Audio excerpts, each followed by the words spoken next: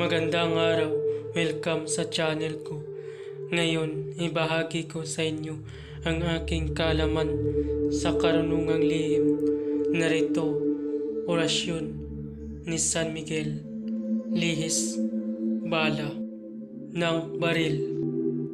Shout out sa channel ni Child of God, subscribe kayo dyan. At kung bago ka pa lamang sa channel na ito, huwag kalimutan mag-subscribe and click the bell icon para laging update sa mga bagong video. Maraming salamat.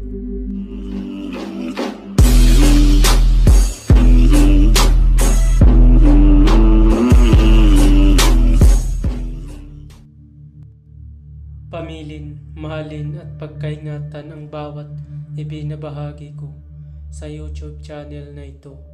Ang kapangyarihan na kapaloob dito ay lubhang may waga.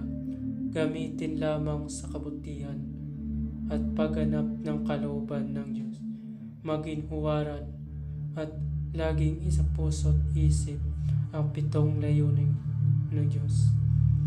Isabuhay ang 4 na gintong simulain, makadiyos, makabayan, at makatao, makakalikasan. Pangalawa, isagawa ang pag-ibig sa Diyos, pananampalataya at pag-asa sa pamamagitan ng tiyaga.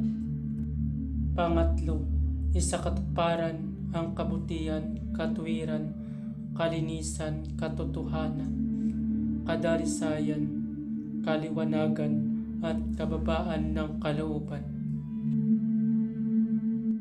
Pang-apat, ipagpalaganap ang pagkakaisa, pagmamahalan, pagtulong sa kapwa, pagmimisyon, paglilinis ng sarili at pagbabago na paunlad.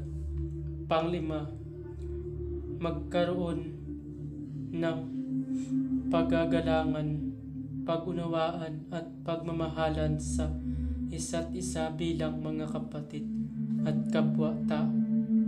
Pang-6, maging dakila sa isip, sa salita at gawa para sa Diyos, sa bayan at tao. Pang-7, ipagpatibay ang kautusan ng Diyos, tumulong sa pagpapaunlad ng katauhan ng bawat kasapi ng samahan, at tumupad sa hadikain ng Diyos sa tao.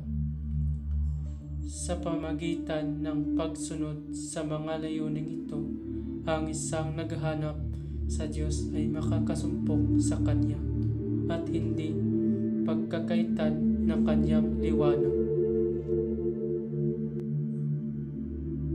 Mga pamamaraan. Ang paggamit ng orasyong ito ay kailangan mataas ang iyong kaalaman pagdating sa spiritual. Dahil isang mataas na uri ang orasyong ito, kaya kailangan i-active mo muna ng 49 days idugtong sa iyong debosyon. Ang pag-active ng orasyon ay isa din sa pagpapabisa ng orasyon, lalo lumalakas o gumana ang orasyon kung nadebosyonan ng 49 days at madali pagganahin kahit mataas pa dahil na-active mo na ito. Para saan nga ba kapag i-active mo ang orasyon? Para po ito sa iyong sarili, dahil kapag na-active mo na ng 49 days na walang patlang at kabisado mo ang orasyon, kapag nagkasakit ka, kaya mo gamutin ang iyong sarili. Pero kung natapos mo ang 49 days na walang patlang at hindi mo pa kabisado ang orasyon at ginamit mo kapag nagkasakit ka, hindi mo kaya gamutin ang iyong sarili. Kaya bago gamitin ay kailangan kabisaduhin ang orasyon. Ang paggamit ng orasyon ay kailangan mo muna ng pondo o poder para pagkunan ng kapangyarihan na magpapagana ng orasyon. Ang sinasabi kong pondo ay tulad ng Ama namin, Aba Ginong Maria, luwalhati sumasampalataya. Depende sa iyong gagamitin na pondo. Meron din na orasyon. Para madali ito pagganahin kung ang iyong gamitin na pondo ay Ama namin na Baginong Maria, luwalhati sumasampalataya, gawin yan ng tagtatlong beses. Ulitin ang Ama namin na Baginong Maria hanggang sumasampalataya. Pwede din palakasin ang pondo. Meron din mga orasyon. Pamamaraan: magtirik ng 3 kandilang puti bago umalis ng bahay at magdasal ng 3 Ama namin na Baginong Maria, 3 luwalhati, 3 sumasampalataya. Pagkatapos magdasal ay kung nasa panganib ay isunod ang orasyon. Pagkatapos usalin ang orasyon ng 3 beses. Sa isip ay iihipsa kung ikaw ay tinutukan ng baril. Pwede din sa medalyon para ang bala ay hindi tatama sa iyo. Narito ang iyong usalin kung tinutukan ka ng baril. Cross pater digmanitum di mam ama amali Dios dignum hum. Cruz pater digmanitum di mam ama amali Dios dignum hum. Usalin yan ng 3 beses.